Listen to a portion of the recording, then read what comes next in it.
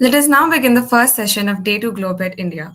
It is with great pleasure that I, Shruti BK of 7th semester, would like to begin the day's event with a session from the Center for Environmental Planning and Technology. I'm happy to invite Professor Dhanil Nath Gharikan, Program Chair of Geomatics and Admission Coordinator of the Faculty of Technology. He will be sharing about the postgraduate programs under the Faculty of Technology. Professor Mercy Samuel, Faculty of Management, who will be sharing insights about the Masters in Urban Management program. Professor Nitika Bakuni, Program Chair of Masters in Urban Transport System, and Professor Ashwani Kumar, Program Chair of Masters in Urban Infrastructure Program at the Faculty of Planning, will be presenting the course outline and the future employment opportunities of their respective programs. And Professor Jeenal Shah, Program Chair of Masters in Computational Design and Fabrication from the Faculty of Design, will be talking about the three postgraduate programs under the Faculty of Design. I now hand over the session to you, teachers. Thank you, Professor Hiranmay and RB College team to introduce SEPT University and its speaker. I'm Komal Patil from admissions team, and I would now like to invite Professor Dwanilnath Garekhan to present his PPT. Over to you, Professor. Yeah, thank you, Komal. Good morning to everyone. I hope my voice is audible. Yes, it is. Yeah. So is my screen visible?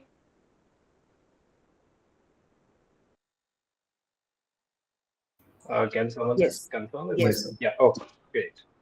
So good morning, one and all. My name is Donal, and I am the program chair of the MTech Geomatics program. Today, I'll introduce you to the four programs in the PG division that we have at Faculty of Technology. When you talk about the Faculty of Technology, it was started in 1982 as School of Business, Science and Technology, which later on got converted to Faculty of Technology. It's one of the five faculties that we have in SEPT University. Over time, there are five master's programs which were started off. The first one came out as Masters of Construction Engineering and Management. The second one being Structural Engineering Design.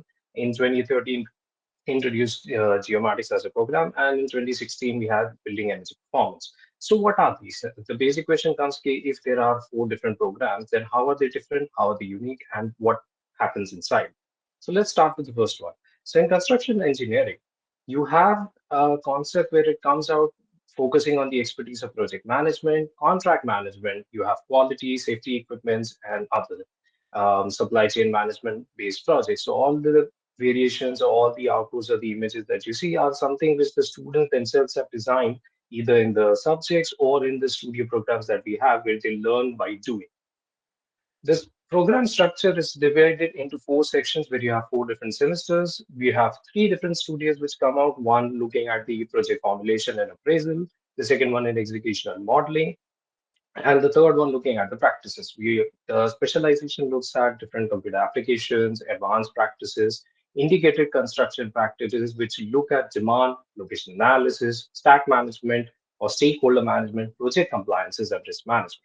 So these are some of the broad ideas which come under this program itself. And over time, in the recent years, or rather not just the recent years, over the whole scale, we have a record of 100% placements coming out of this, where we have our students joining reputed companies like EY, Turner, Viziline, Shapoorji, and Mont McDonald. So this is a wide scope of where the CEM program comes. Looking at the second one, which is structural engineering design, you have the branch which specializes in designing buildings, maintaining them, bridges and other infrastructures, which looks at developing competent, thoughtful, and sound structural engineers which are ready to take on the profession with very good expertise. So here also you can see how some students are looking at case studies on the first image.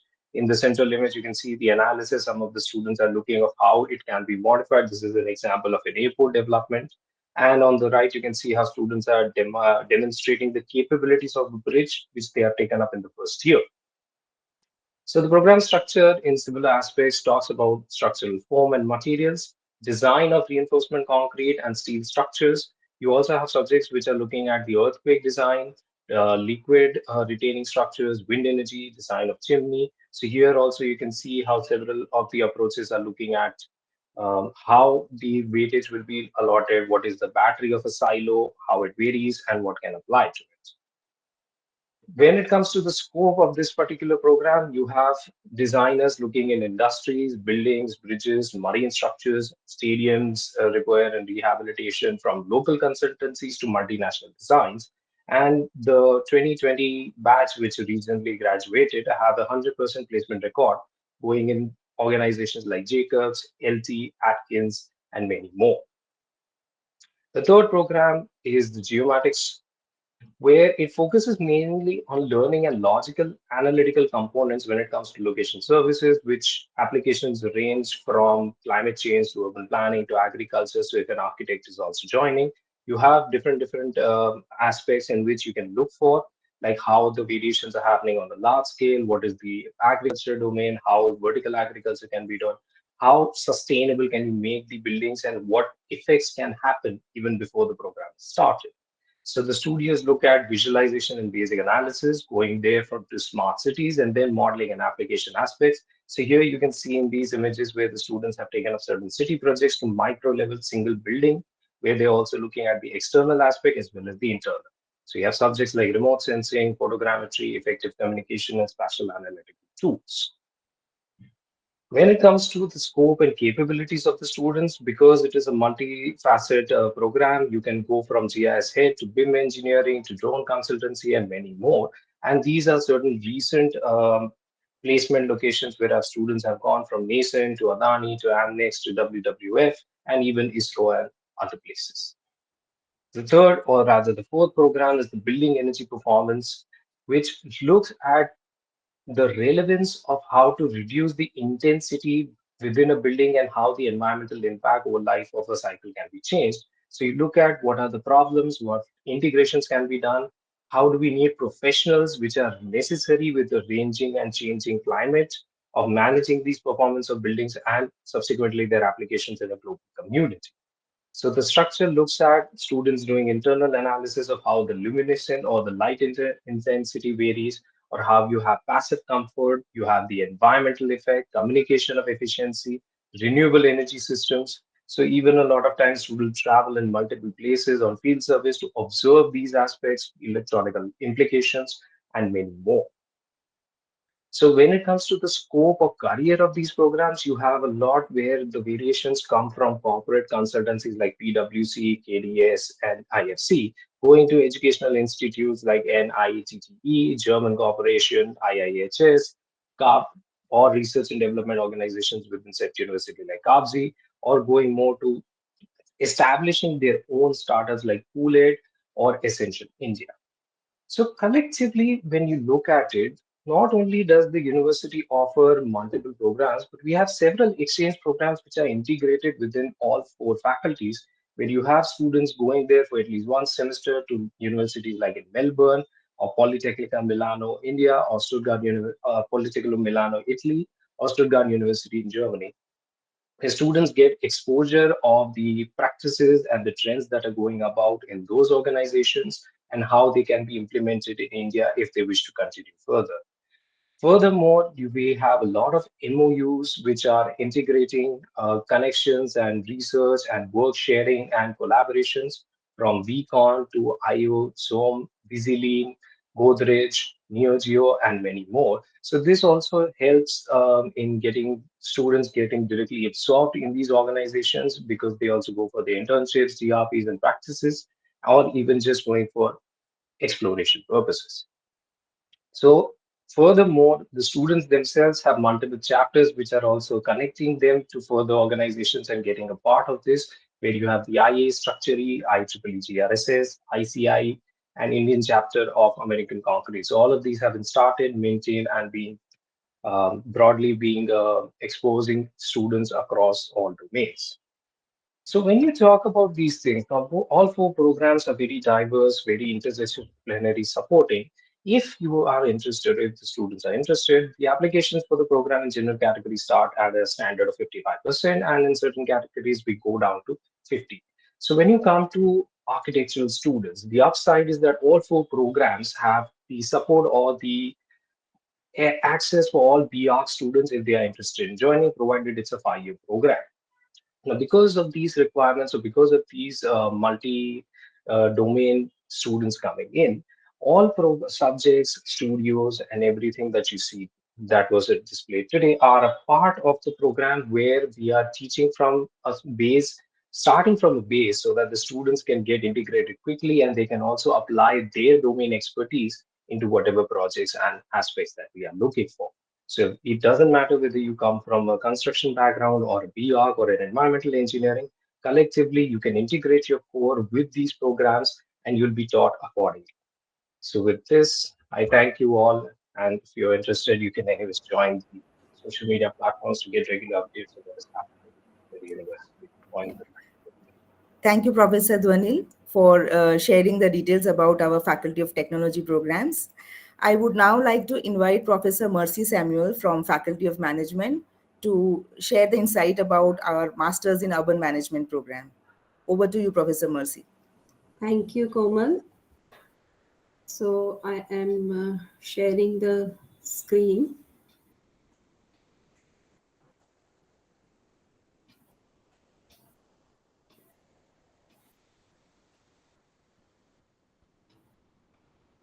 So can you see?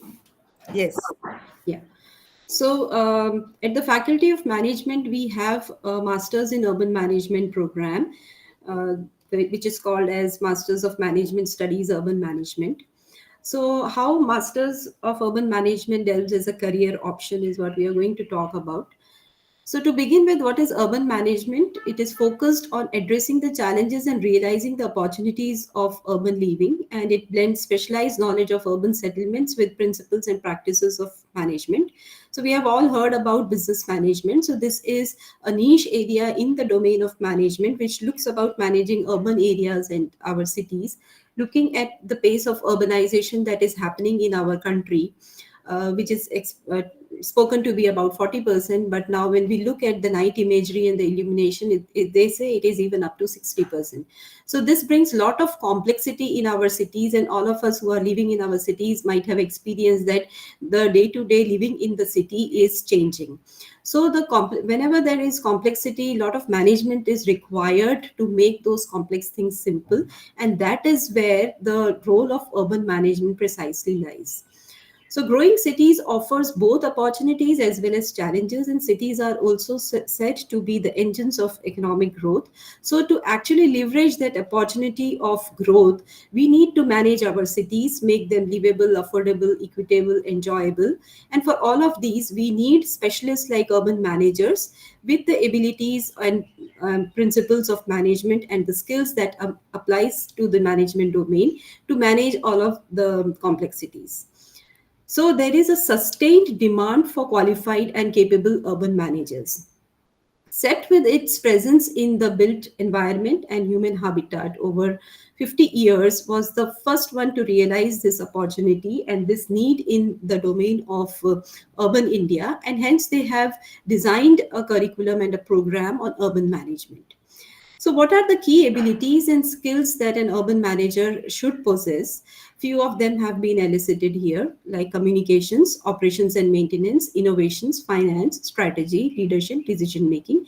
These all basically are management skills, but all of these need to be applied in the urban domain, which is quite much different than the business domain, because here we have to be very sensitive to the marginal communities, we will have to be inclusive.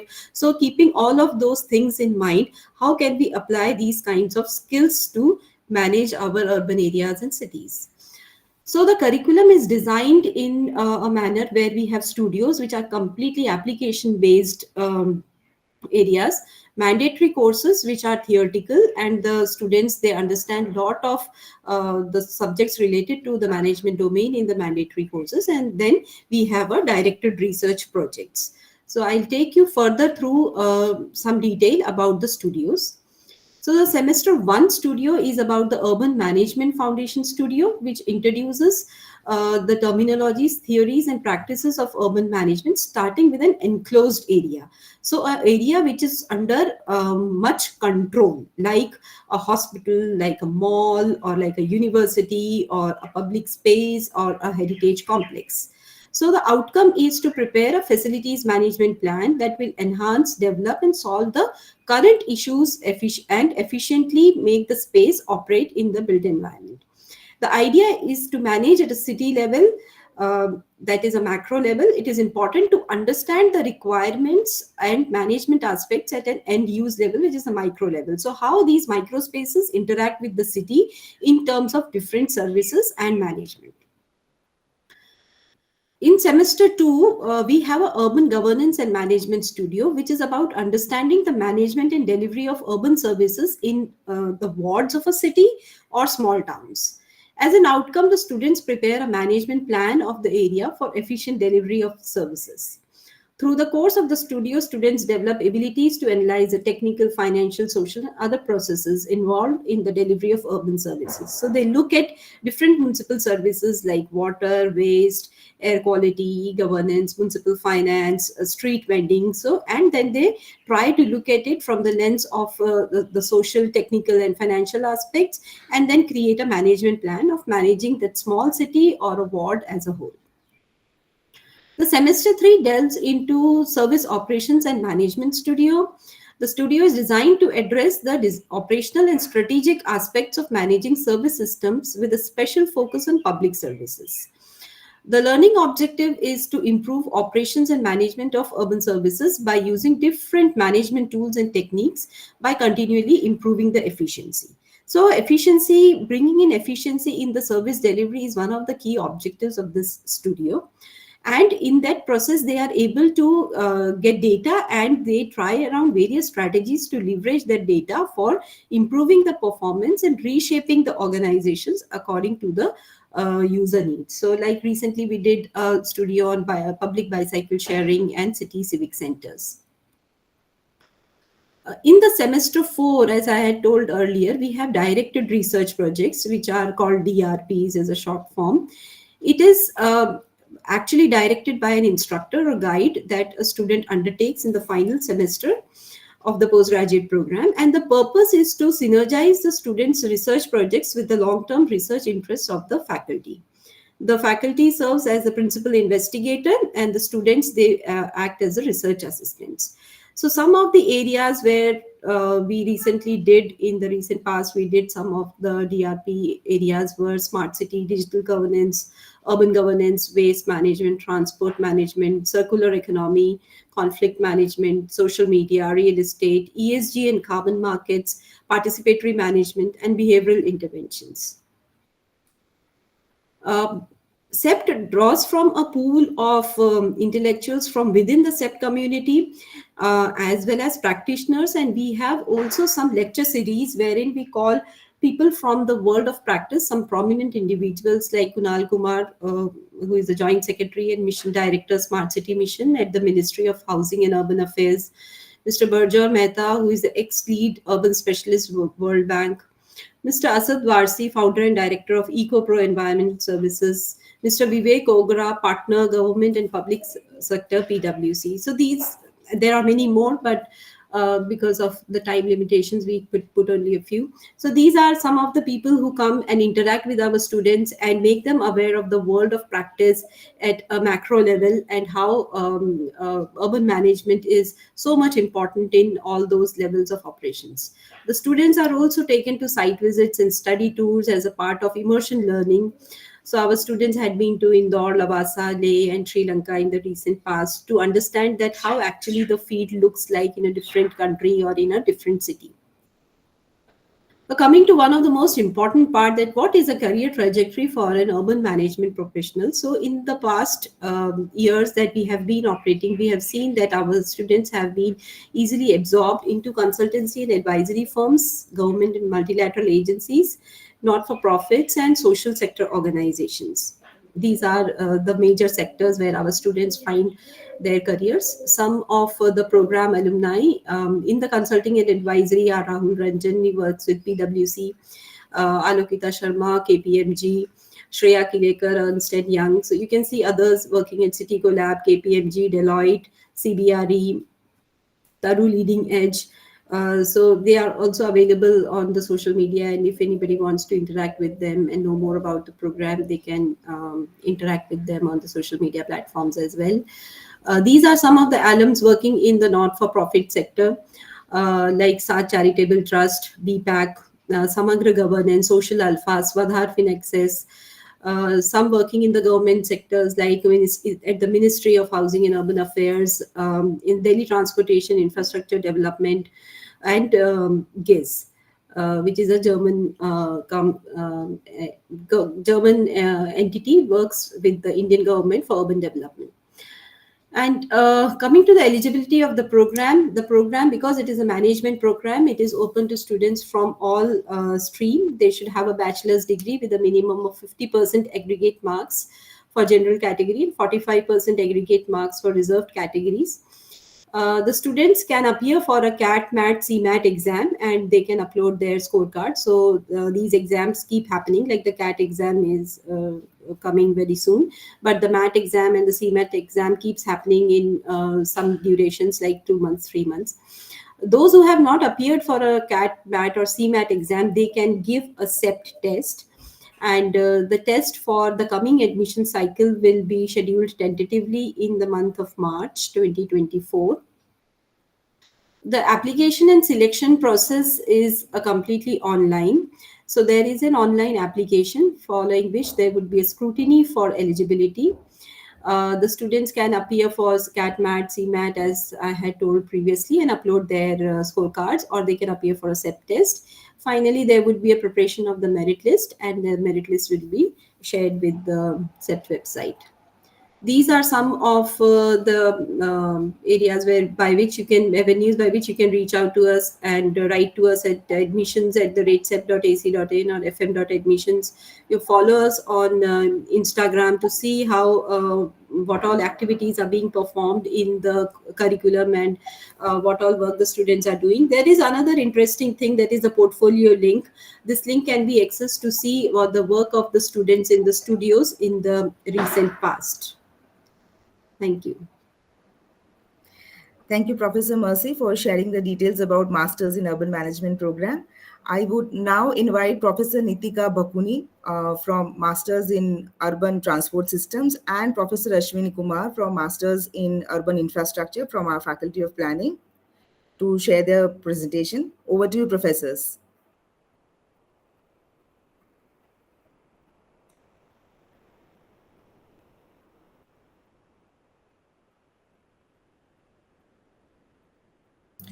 Thank you so much, Komal. Is my screen visible? Yes, it is. Okay. So, excuse me, Nitika, full screen if you can do. Just a second. Yeah. Good morning, everyone. I'm Professor Nitika Bakuni, and I'll be talking about, in general, Faculty of Planning. And today we'll be dwelling deep into two programs, Masters in Urban Transport Systems and Masters in Infrastructure, where my colleague, Professor Ashwini, will be telling you a little bit more about that particular program. So the Faculty of Planning was established in 1972 as School of Planning. It provides a multidisciplinary urban planning and design, curriculum in the field to meet the urban transformation challenges. It offers 5 programs, a bachelor's program in urban design and 5 master's program, starting from Masters in Urban Planning, Masters in Housing, Urban Design, Urban Infrastructure, and Urban Transport Systems. So we'll be focusing on 2 programs. So today's presentation is structured in 2 parts. First, we'll talk about Masters in Urban Transport Systems, followed by Masters in Urban Infrastructure and Major in AWASH. So starting with the Masters in Urban Transport Systems, the program chair is Professor Shalini Sinha. She's not here today because she's not well, so I'm presenting on her behalf for the program. So why transportation? Because transportation is one of the major, most important backbone for a city to function efficiently. It plays a very important role in stimulating the economy, and it provides mobility for people and goods, because all of us need to go to work and all of us also needs need goods and services to be provided to us. And it along with its functions that are on the positive side, it also has some kind of issues in terms of safety and environmental concerns. And the idea is, how can we mitigate these adverse environmental impacts and also provide for better transportation. So the program was established in 2009 by the Ministry of Housing and Urban Affairs, when it gave the mandate to set up a Center of Excellence in Urban Transport at CEPT University. And as a part of that program, as a part of that the program was established itself. It provides a degrees in Masters in Planning, and the objective is to provide professionals in the field of transportation who are in profession ready, and they are able to meet the ever growing challenges of transportation in the country. So the focus of the program basically is on the course content and the employability, responding to the emerging need of the industry itself. So these are the key learning objectives of the program. One is to demonstrate an understanding of the various subsystems of transportation, be it metro or buses or the NMT infrastructure or the IPT, which is the auto infrastructure, and also the needs of the private vehicles and how those could be managed in the city. The students are expected also to develop skills in the way and various tools and methods in analyzing the urban transport systems. So where there are various softwares that we are teaching as a part of this program, be it GIS, so ArcGIS, then we have ME, which is a transport modeling software, R, Visum. So all these softwares are taught as a part of the program itself.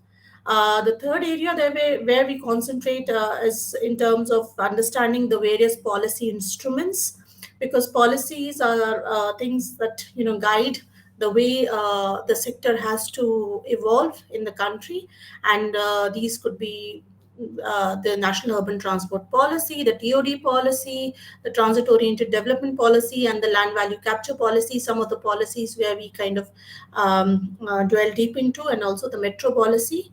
The students formulate projects and undertake financial and economic analysis of the projects that are undertaken as a part of the curriculum. And then, as Mercy also talked about the directed research projects, this is PAN CEPT. We have these in the last semester of our curriculum, and students undertake various independent projects in the field of, say, e-mobility, parking, transport planning, gender, other aspects of micro-mobility as well. So there's a wide range of things that the students learn as a part of this program.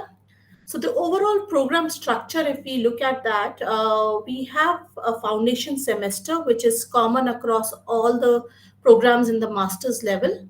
So the first semester, we have a foundation studio where students undertake independent area, and they try to understand the city from different lenses, and they try to understand what the city is all about. Apart from that, there are courses in economics, quantitative analysis, and following that, we come into our specialization semesters, which is semester 2, 3, and 4, where students in Masters in Urban Transport Systems take up a strategic transport plan in a studio. Where we bring in live projects from the field, and we introduce them to the students, and they undertake the preparation of this plan. There are mandatory courses on transportation planning, public transport planning, operations and management, and the foundation course number 3, which is on history of settlements and cities, is also taught. Followed by this, in the third semester, the focus is on, so from strategic level, then we go into the project level, where we look at transport projects. So students undertake different kind of projects here. For example, this year they had taken up mass rapid transit systems for the city of Ahmedabad. Earlier on, they had done a freight management plan for city of Surat. So they take up different projects as such, and then they outline those projects as a part of their studio. The mandatory courses include transport economics and finance, metro rail systems planning, operations and management, and a governance course. And the last semester, they dwell upon, as I said, the directed research projects. Along with it, we do also have some mandatory courses on transport infrastructure planning and design, where they look at rapid transit and other transport infrastructure and how it is basically designed, data analytics in transportation, logistics and supply chain. Apart from that, we also have elective courses in transport modeling and street design, where basically the students, kind of have a hands-on experience in, undertaking all these subjects and learning about them. So basically, our approach is to make students practice ready, and when they pass out or graduate, they are ready for the field of transportation. Our placements are in various sectors. We have government authorities, semi-government organization, consulting firms, transport technology solution companies, management consultants, and bilateral agencies and international NGOs. So all these firms have been taking up students from Masters in Urban Transport Systems. We've had 100% placement record over the past few years, and they are very well received. See, these are some of the things that our students have to who have graduated have to say about the program. They're quite engaged, and we keep them engrossed and bring the new aspects and the new technologies and the new areas where the transport sector is going, and introduce them Excuse to me. those areas. Thank Ashwini, you. Ashwini. Nitika, we need to move a little bit Yeah, faster. that's it. Yeah. So over to you, Ashwini. Yeah. Thank you. I will share my. Yeah, Ashwini, if we refrain from repeating the foundation studio at FP and all, and simply move on to MUI and MUI wash focus, Okay. because entire FP had the timing that Okay. is, I Okay. think, already used up by That's right. transport. Yeah. So Nitika, you are clicking it or okay, run it. Full screen करना पड़ेगा Ashwini. Nitika is sharing right now. I'm just trying to. Stop sharing. It's not going ahead. Stop sharing.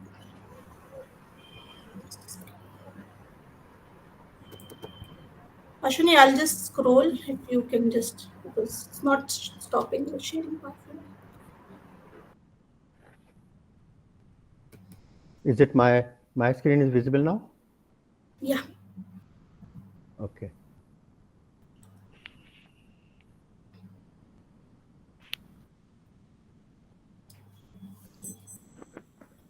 Yeah. Good morning, everyone. I am Ashwani, Senior Associate Professor and Program Chair of Urban Infrastructure and Bosch. I will quickly dwell upon these two programs. The urban infrastructure and urban infrastructure specialization in Bosch are the interwoven program. Both of the programs runs concurrently and look into the various aspects of infrastructure. These are the different type of infrastructure without which the imagining a good life is not possible. So whether it is water, whether it is waste management, whether it is logistics, or whether it is a water and wastewater treatment, energy. However, the national and the international discourses happening right now for last almost 2 decades are focusing on developing and managing the infrastructure. So if at national level, all of us have heard about the Smart City Mission, GNURM program, Amrit Mission, and Swachh Sarvekshan. So these all are trying to improve upon the present status of urban infrastructure, and hence our 2-year program of MUI WASH and MUI focuses on developing the capabilities among our graduating students so that students are able to strategize and plan for the needed urban infrastructure. They are able to conceptualize, formulate, and comprehensively assess feasible urban infrastructure projects. This is basically to identify needs. They will also able to understand how the infrastructure is being designed, executed, and monitored in field. They also learn to bring out the innovative, cross-disciplinary, and the viable project concepts available globally and how it can be applied in Indian situation. Many of the students also learn about the researching the policies and program on infrastructure development and in context of the national policies and the programs happening. Uh, the students also learn the ways how the government need to be advised on various urban infrastructure projects. Here is I would like to mention that MUI WASH program receives grant and funding and support from GSGS. I will dwell upon this more, where the full fellowship for the duration of the program is available, and women candidates are encouraged to apply. As I think Nitka has already dwelled upon and discussed about the progression of the program, I will quickly skip. However, I will like to mention that after the first semester common studio, in the second semester, a student looks into the overview of the urban infrastructure in semester 2, and then they come to the semester 3 when they look into the specific urban infrastructure projects related to the water, sanitation, or for solid waste management and stormwater. And final semester is on the DRP. The various courses of the urban infrastructure and MUI WASH try to touch upon the various relevant and current thematic areas such as the climate resilience, water sanitation and hygiene, blue-green infrastructure, water sensitive planning, and public health. They also try to integrate the stronger subjects such as sanitation technology, the various technologies and the things are needed for the smart city missions.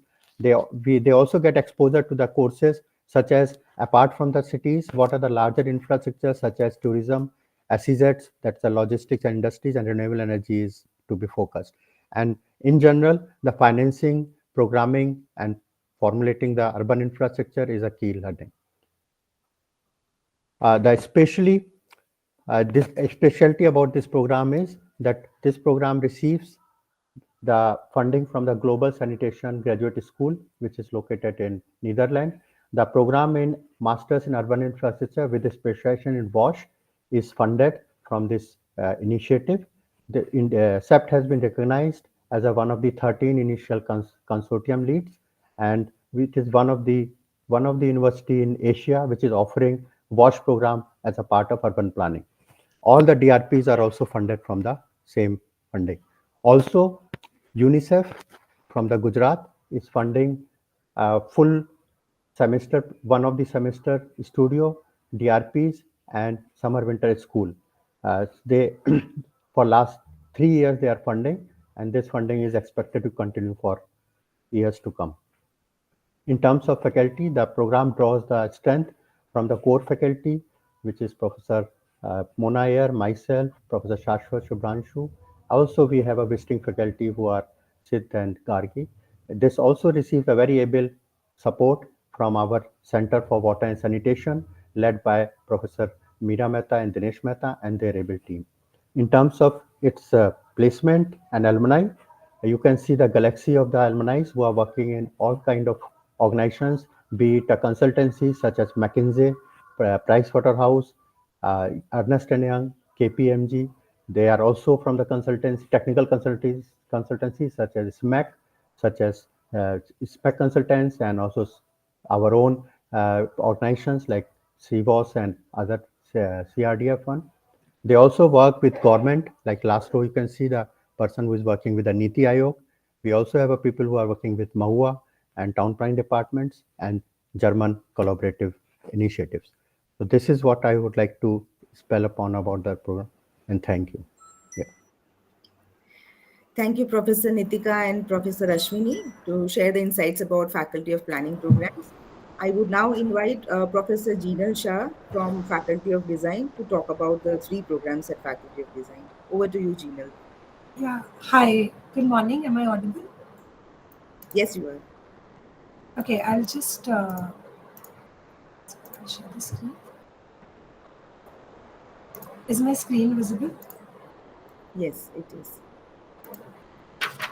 Yeah, hi. Good morning, everyone. Thank you, Komal, for the introduction. So, the Faculty of Design was established in 1991. The Faculty of Design believes in the vision of learning by doing. So, excellence is achieved through theoretical grounding, real world learning through a human centered approach, collaborative working, engagement with the industry, fostering innovation, and harnessing latest technologies. Now, based on this vision of the Faculty of Design, the three programs at the Faculty of Design are Masters in Computational Design and Fabrication, Masters in Building Products and Systems, and Masters in Furniture Design.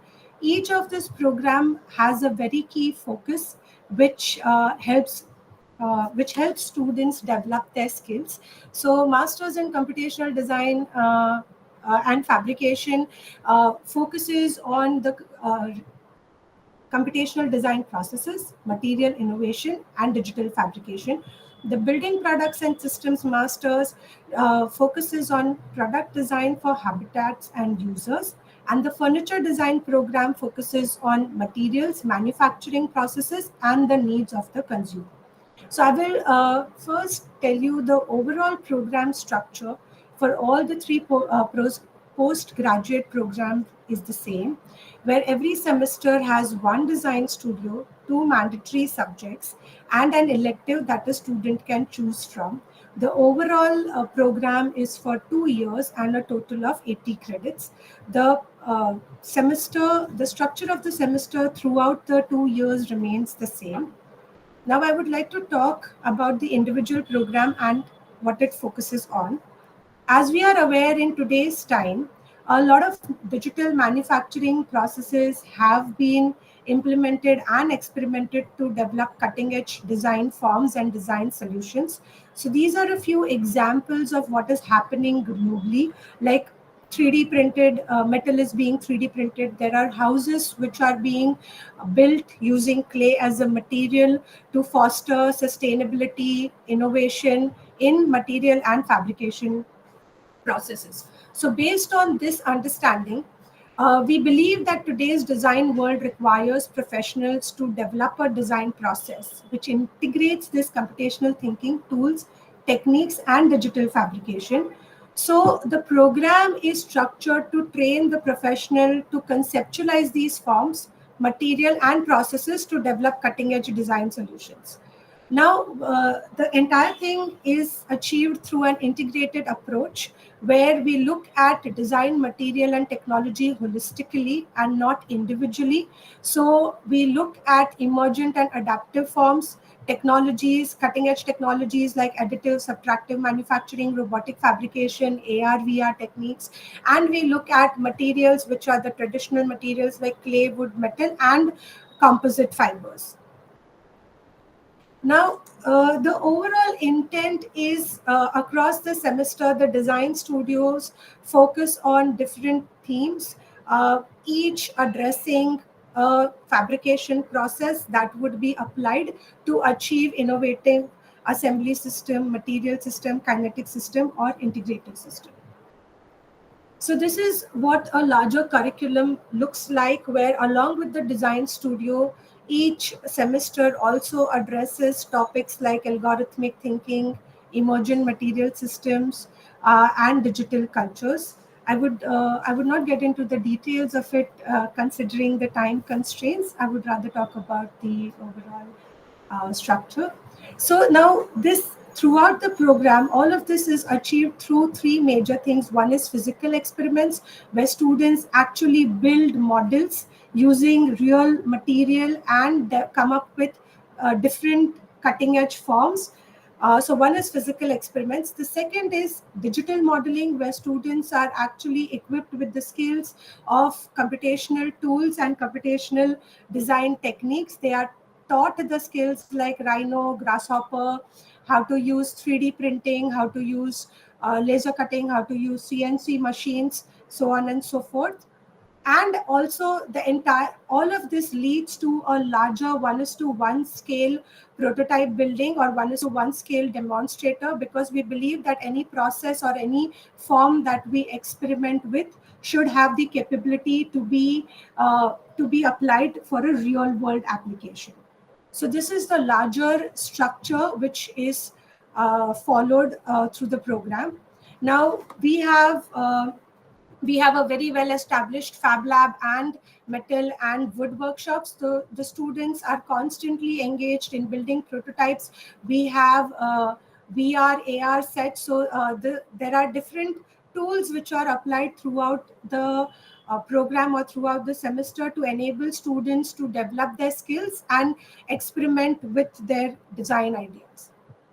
So largely this program focuses on helping students achieve competency in computational thinking, computational tools and programming languages, emerging technologies like AR, VR, MR, XR, fabrication processes, and further integrate design and fabrication processes to build scale interventions. Moving on to masters in building products and systems. Here we look at product design education from the lens of the habitat, built environment, and the user. So across the program, across the 4 semesters, each studio is focused on looking at product from the lens of form and user, technology and innovation, interaction and intelligence, life cycle and environment. Now, this program focuses majorly, or the approach is largely looking at an industry academia collaboration. One of the projects that we did last semester was called the Habitation Unit, where a theoretical framework was developed, and the students collaborated with 17 different industrial partners like Sugar, Hetic, Rotoblas, Astral, etc. We had core experts to help us structure the entire vision, and the vision was based on the studio approaches which were defined for the specific studio.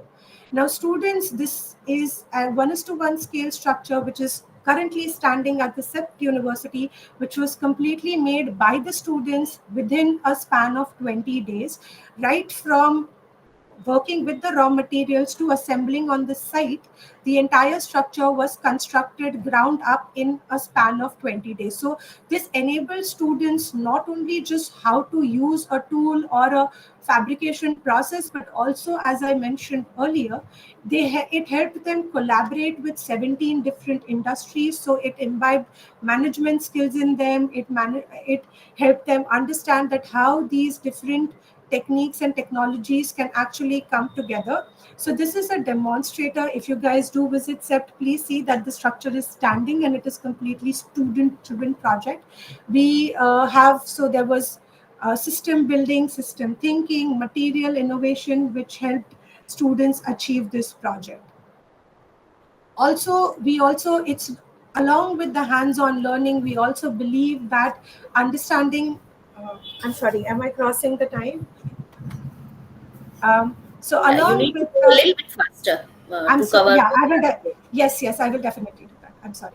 So along with working hands-on, we also believe in students developing their technical skills and technical knowledge to communicate their work. So the key, I'll go to the furniture design. So the last is the Masters in Furniture Design, where the contemporary design issues like mass production is addressed through understanding of material manufacturing processes and the need of the consumer.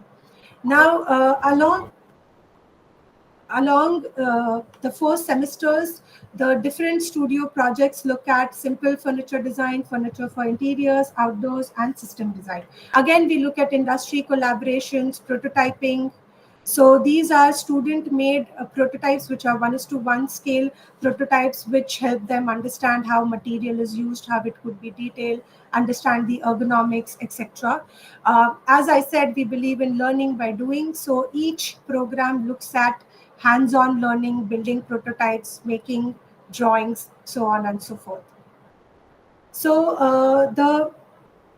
This also helps student achieve, it enhances the skills, it helps them foster innovation and helps them build manufacturing infrastructure. Along with this, we also have a wide range of electives that a student can choose from, which could be taken from any kind of a course which is proposed pan set. So it also, this helps building an interdepartmental culture and learning. As I said, as it has already been said, we have summer schools which are proposed at SEP. So this helps students build skills and techniques over and beyond what their curriculum helps them achieve. And along with all this, there is always a beyond SEPT curriculum where there are activities where students engage in interactive learning, playing. As it has been mentioned earlier, we have a lot of key speakers who come talk about their work. So it helps build a comprehensive learning for every student at the Faculty of Design and SEPT across. So I would just skip this if that's okay. So looking at the career trajectories, each of this, I would rather talk about the broader fields where the students could be employed. So one is they can have their own professional practice. Also, computational design and fabrication being a multi-scalar and a multi-domain kind of a design process system. People are working with workshops and research cell to innovate materials. There are people who have been working with educational platforms, academics. Of course, every student graduating could have their own design studio, and there are industry placements. So these are the larger sectors within which the students get employed after doing the postgraduate programs at the Faculty of Design. The eligibility criteria is minimum of 55% aggregate marks, and I can say this kind of stays similar across SEPT.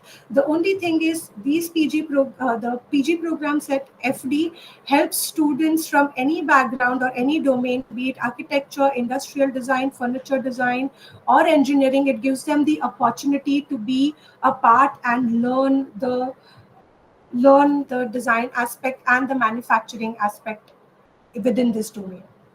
So these are SEPT alumni. You could, of course, contact them or contact us for any other queries. Thank you so much. And I hope if there are any questions, we could solve them. Thank you, Professor Jinal, for the insight on Faculty of Design programs. We would now hand over the session to Professor Hiranmay. Well, thank you all for the crisp and short presentation, and it's been a pleasure having each one of you here. And thank you. I know it is a weekend and a festival weekend, so thank you for being here with us. We'll just open this for questions from the audience. Excuse me, ma'am. Go ahead. Can I get to know about the scholarship opportunities that are applying and accept?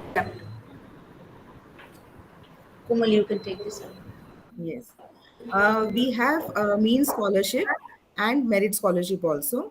The mean scholarship is pre-admissions mean scholarship, wherein if your combined family income is less than 10 lakh, you can apply for the scholarship while you're applying for the program.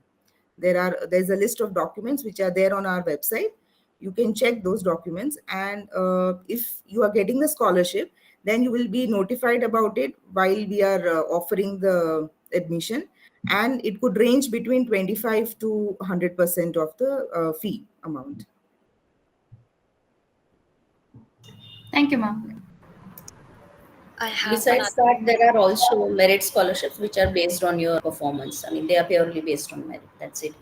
Before we move on to other questions, I would just like to bring to your notice a few points that no, this was a very short and very brief presentation about the details of each of the program because of the time limit that we had. So if at all you are interested to know more details about any of the programs, you may attend the webinars that SEPT organizes. That usually can be February, March, in the months of February or so. and the admission cycle usually opens during January. So you can just keep checking and see what all is coming in.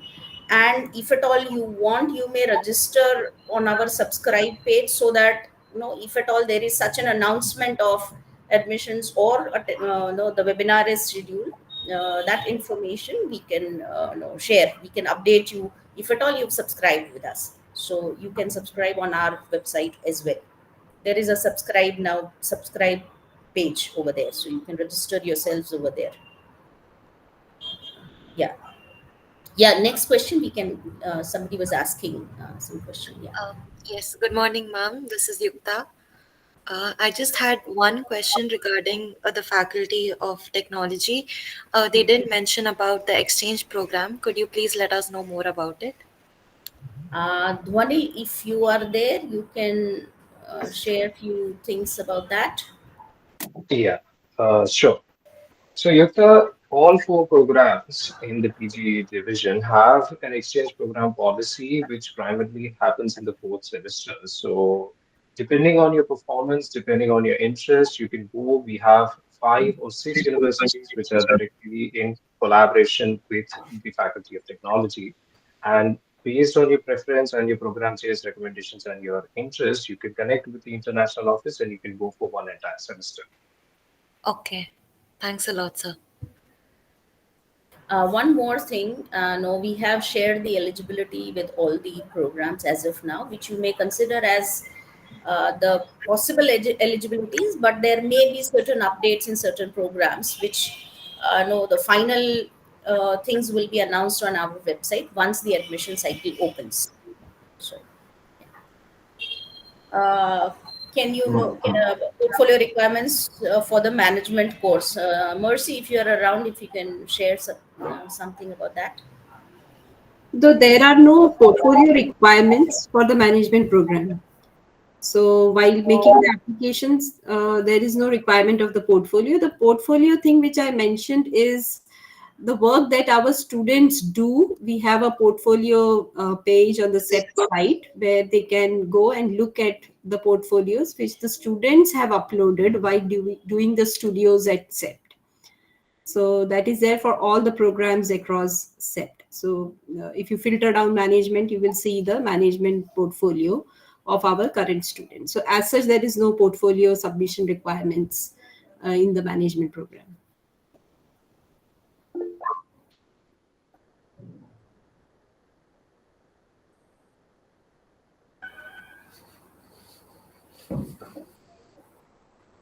Do we have any more questions?